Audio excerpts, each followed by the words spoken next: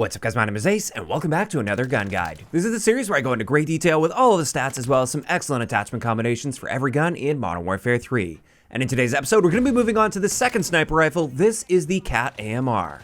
And starting it off, let's have a look at our one-shot kill zones, and within the maximum damage range, which is huge by the way, it's from 0 to 78 meters, this gun will be a one-shot kill anywhere in the body. As for beyond 78 meters, it's also a one-shot kill anywhere in the body. Now, we are technically dealing less damage within this range, so it might be a bit more common that you get a hit marker if you're shooting through some light cover or something beyond 78 meters. But assuming your shot is unobstructed by some form of cover, and you're playing regular core game modes, range is an irrelevant stat on the KATT AMR. As for our rate of fire, keeping in mind the in-game stats don't correctly show rate of fire for bolt action or pump action weapons, this is 33 rounds per minute, which is a very slow rate of fire. However, we can boost this with actually two different bolt attachments. Both of them will boost our rate of fire. The first one is the Ephemeral Quick Bolt. This one will boost it up to 42 rounds per minute. Whereas the Requiem 9 Heavy Bolt, this only very slightly boosts our rate of fire up to 34 rounds per minute. Honestly, you probably won't even notice a difference in rate of fire here. After that, let's get into our aim down sight time, which is extremely slow at 760 milliseconds. This is by far the slowest aiming weapon in the entire game, and definitely one of the biggest downsides of using the KATT AMR. As for Sprintout time, this is also very slow, although not really relevant with this gun. It's 351 milliseconds for our standard Sprintout time, and roughly 500 milliseconds for our tactical Sprintout time. And just to clarify real quick here, the reason Sprintout time is often irrelevant for sniper rifles is you'll never be able to get aim down sight before your Sprintout time completes. This means that sprint out time will only ever be relevant if you're hip firing out of a sprint, which is something you should almost never be doing with a sniper rifle unless you're in a completely desperate situation. And speaking of hipfire, our hipfire spread is horrible with the KATT AMR. You definitely don't want to be hip firing again unless you end up in that super desperate situation where you just have no other option. Next, let's have a look at our reload add time, which is unfortunately, once again, the worst out of the Modern Warfare 3 sniper rifles. This is 3.15 seconds, which is quite slow and definitely something you have to plan in advance for. And then on top of that, our swap speed is 2.33 seconds, which is tied with the XRK Stalker as being the slowest within the Modern Warfare 3 sniper rifles at least. After that, let's have a look at our bullet velocity, and the trend continues. The KATT AMR is the worst out of the Modern Warfare 3 sniper rifles here at 660 meters per second. And honestly, this is generally an okay bullet velocity for the 6v6 maps in this game, but if you really start stretching out your ranges, like on some of the long range maps, or if you purposely put yourself in a super long range line of sight, you will start to notice this bullet velocity holding you back. As for mobility, again, we have the worst mobility out of the Modern Warfare 3 sniper rifles. And it's clear that this gun was not designed to be getting around the map quickly. Then let's have a look at our flinch resistance comparison, and as I showed in the previous episode, we're actually tied with the XRK Stalker here at 0.85 newtons of flinch resistance, which is kind of right in the middle for a sniper rifle. At the end of the day, I definitely recommend combining this with marksman gloves and or attachments that will improve your flinch resistance. Then let's have a look at our idle sway when we're not holding our breath, and as you can see, this gun sways around quite a bit and also quite quickly. So this is just another area where this gun isn't great, and I would recommend either improving your idle sway with attachments or just holding your breath if you're in a long-range engagement, just so you don't miss due to this sway. And then finally, before we get into our attachment combinations, I just wanted to take another look at our default sniper optics. And as you can see, we have the same high zoom level as the XRK Stalker's default optic. And personally, I quite like this optic, at least for the longer range maps, although I do find it can sometimes zoom in a little too much for some of the smaller 6v6 maps in the game, so you might want to select a lower zoom optic for your class setup.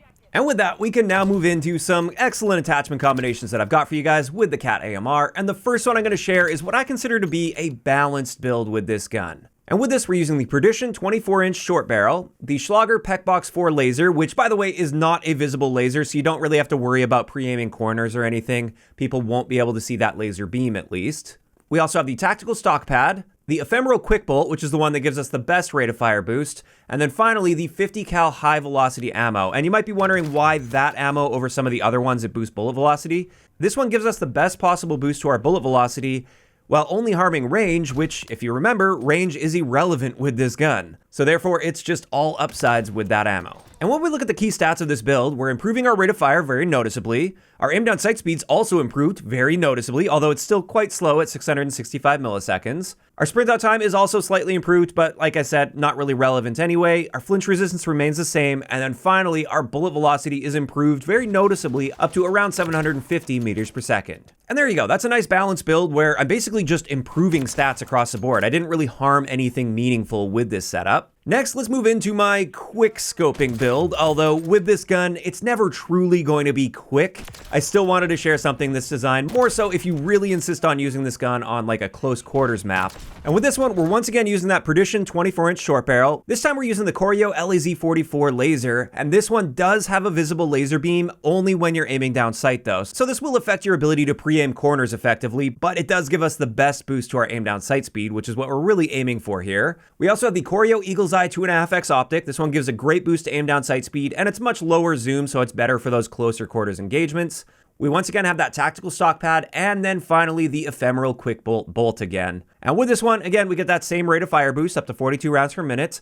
Our aim down sight speed is 612 milliseconds, which is way faster than the default aim down sight speed, but again, still on the slower side for a sniper rifle. You're never really going to get truly quick with this. Now, I do want to mention you could technically get a faster aim down sight speed with other attachments, but I just feel like you're sacrificing in too many other areas, and this is about as good as you're going to get while maintaining a reasonably balanced build with other areas that are also important to playing aggressively. Our sprint out time is improved just like the previous build, but doesn't really matter. Flinch resistance is the same, and our bullet velocity is harmed with this, but with this sort of a setup, we're not taking really long-range shots generally anyway, so it is okay to sacrifice that bullet velocity in order to get that faster aim down sight speed.